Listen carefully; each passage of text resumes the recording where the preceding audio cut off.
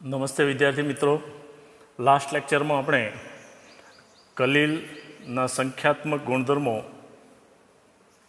જેમ દ્રાવણના સંખ્યાત્મક ગુણધર્મો 4 છે: ઉત્કલન બિંદુ, ઠાર બિંદુ, અભિસરણ દબાણ, બાષ્પ દબાણ,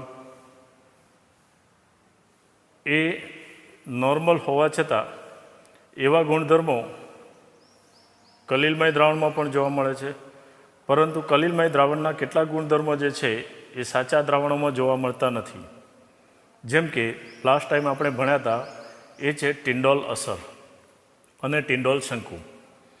અહીં આપણે આગળ નવો ગુણધર્મ લઈએ, એ છે બ્રાઉનિયન ગતિ.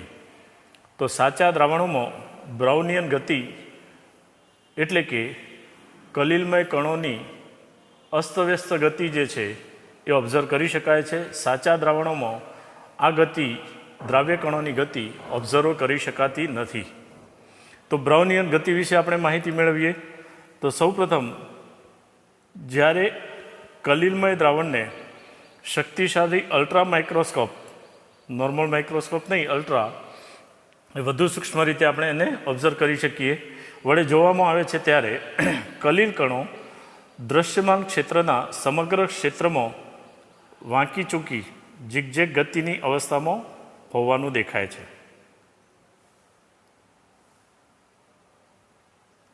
આ વાંકી ચૂકી ગતિ જે છે એ ગતિને સૌ પ્રથમ રોબર્ટ બ્રાઉન નામના વૈજ્ઞાનિકે અવલોકિત કરેલી હતી. એના નામ પરથી આ ગતિ જે છે એને બ્રાઉનિયન ગતિ તરીકે ઓળખવામાં આવે છે.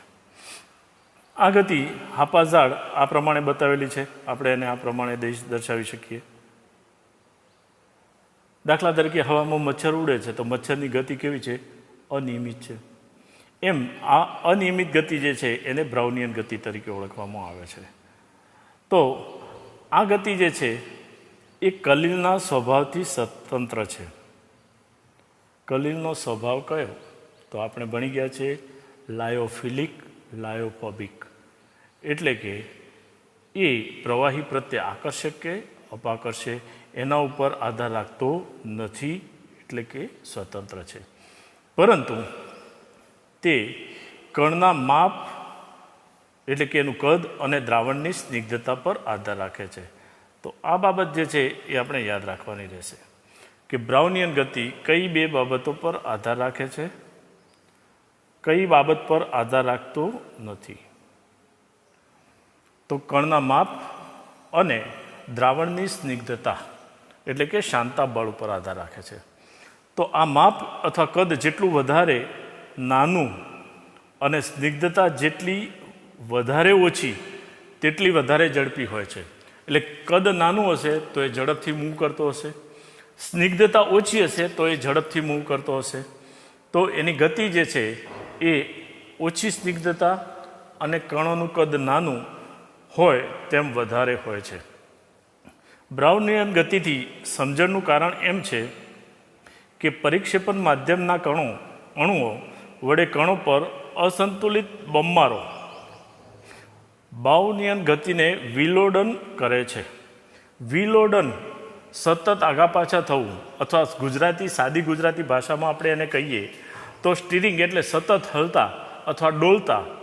આ વિલોડન શબ્દ છે. ગુજરાતીમાં આપણી ભાષામાં આપણે કહીએ તો વિડોલન, ડોલતા રાખે છે, જે કણોને ઠરવા દેતા નથી. જો કણો ઠરીને પાત્રના તળિયે જમા થઈ જાય તો એ કલીલ કેવો બની જાય? સ્થાયી બની જાય. એટલે એ બ્રાઉનિયન ગતિની વિલોડન અસર જે છે એ અસર કલીલને ઠરવા દેતા નથી.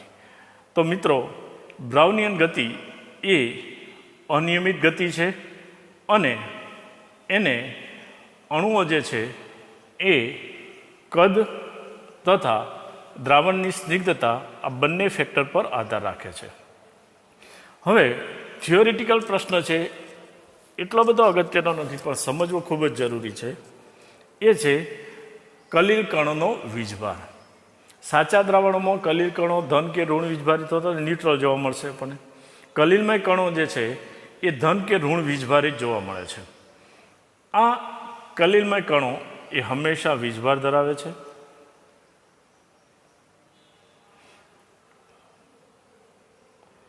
કલિલમય દ્રાવણમાં બધા જ કણો એક સરખો વીજભાર હોય છે અને તે ધન અથવા ઋણ હોઈ શકે છે. આના ઉદાહરણો જે આપણને આપ્યા છે ધનભારિત કલિલ અને ઋણભારિત કલિલ અથવા ધનભારિત સોલ અને ઋણભારિત સોલ. ઝડપથી આપણે લઈએ, સિમ્પલ છે, ઉદાહરણ યાદ રાખવાના છે. પર્ટિક્યુલરલી આ જે ઉદાહરણો જે છે એ આપણે MCQ માટે થઈને યાદ રાખીશું. તો અહીં આપણે સમજીએ કે કલિલમય સોલ જે છે એ ધનભારિત સોલ કયા કયા છે. તો એમાં આપણે સૌથી પહેલું લઈએ તો એ જે છે જળયુક્ત ધાત્વિય ઓક્સાઇડ. ધાત્વિય ઓક્સાઇડની અંદર Al2O3, Cr2O3 કે Fe2O3 એની સાથે સ્ફટિકમય પાણીના અણુઓ જોડાયેલા હોય તો એ જળયુક્ત ધાત્વિય ઓક્સાઇડ કહેવામાં આવે છે. બેઝિક ડાયસ્ટફ જેમ કે મિથિલિન બ્લુ સોલ. બેઝિક એટલે સ્વભાવે બેઝિક હોય તે. ડાયસ્ટફ એટલે રંગીન મિશ્રણ, એને ડાયસ્ટફ તરીકે આપણે ઓળખીશું. ડાય એટલે રંગ. દાખલા તરીકે અહીંયા આપણને આપ્યું છે મિથિલિન બ્લુ સ્ટફ. આ ઉપરાંત લઈએ આપણે હિમોગ્લોબિન, રક્ત. એ પણ ધનભારિત સોલ છે. ઓક્સાઇડ જેમ કે TiO2 સોલ. TiO2 જે છે એનું નામ છે રૂટાઇલ.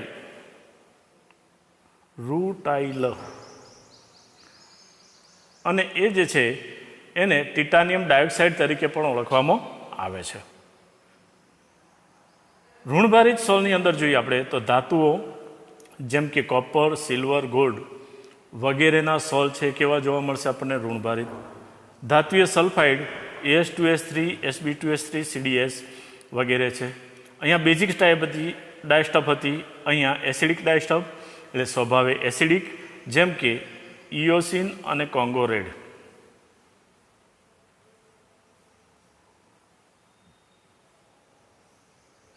પછી સ્ટાર્ચ, ગુંદર, જિલેટિન, માટી, ચારકોલ વગેરે જે રેગ્યુલર સોલ વપરાય છે, અધિશોષકો વપરાય છે, એના સોલ એ હંમેશા એ ઋણભારિત હોય છે. તો આ કોષ્ટક જે છે એને આધારિત ઉદાહરણ પરથી MCQ જે છે આપણને પૂછી શકે. તો આટલી છે નોંધ, તમે જરા કરી લેજો. આગળ વધીએ આપણે. તો કલિલ પર આ ધન કે ઋણ વીજભાર હોવા માટેનું કારણ શું છે તે. તો કલિલ કણો પર સમાન અને સરખા વીજભારની હાજરી કલિલમય દ્રાવણની સ્થાયીતા માટે મોટે ભાગે જવાબદાર હોય છે. વીજભારની હાજરી કલિલની સ્થાયીતા માટે જવાબદાર છે. કારણ કે વીજભારિત જે સમાન ભારવાળા કણો છે એ એકબીજાને ભેગા થઈ જતા રોકે છે, એટલે સમુચિત થતા રોકે છે.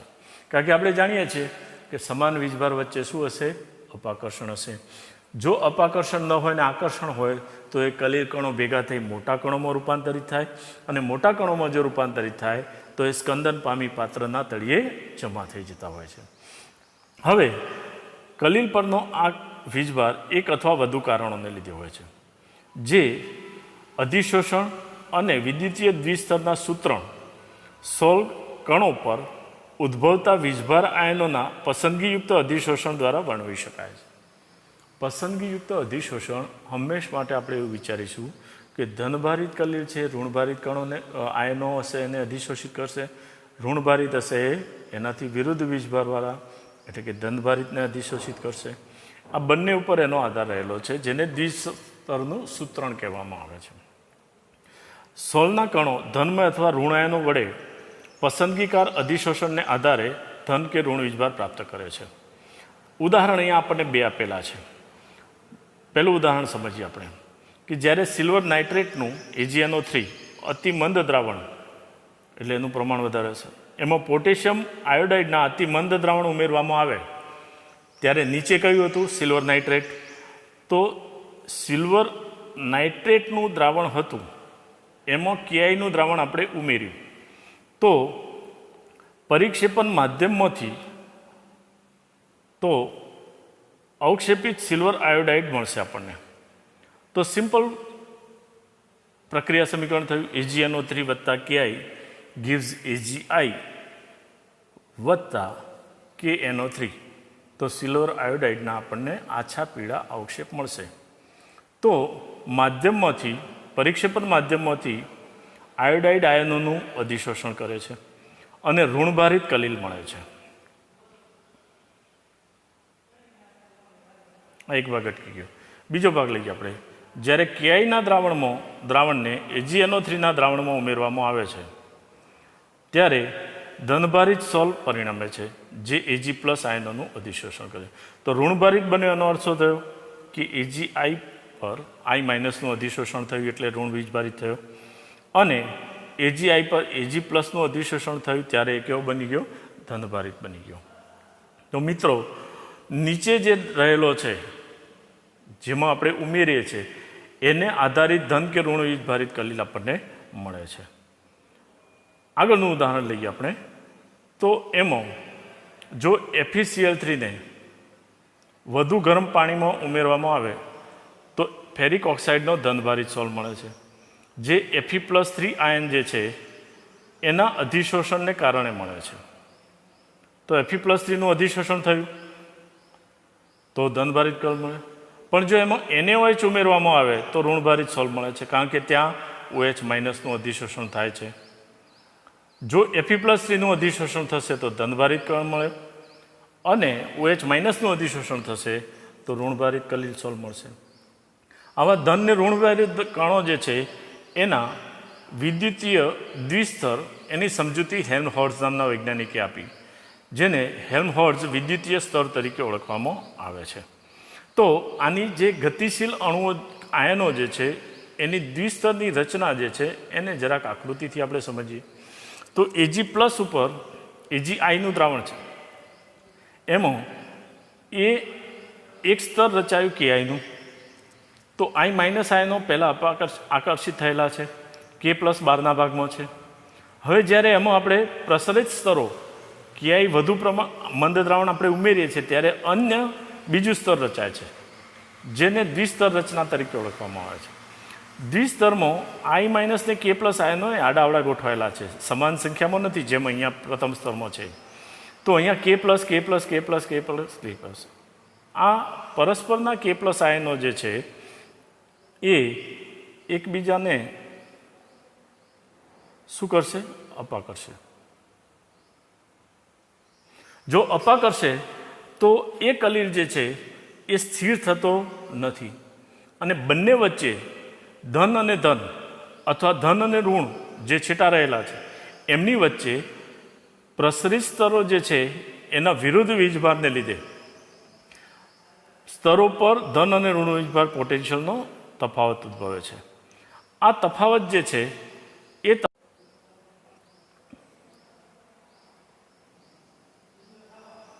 એ તફાવતને આપણે જેટા પોટેન્શિયલ તરીકે ઓળખવામાં આવે છે.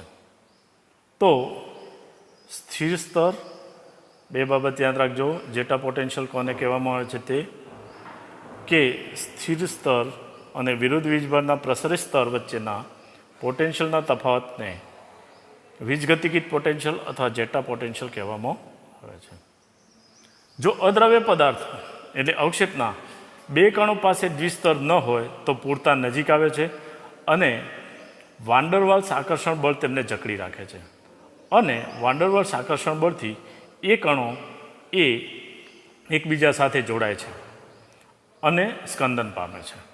પરંતુ દ્વિસ્તરની એકંદર અસર જે છે એના હેઠળ કણો એકબીજાને શું કરે છે? અપાકર્ષિત કરે છે. જેમ અહીંયા આપણે અપાકર્ષણ સમજાવ્યું સમાન વચ્ચેનું.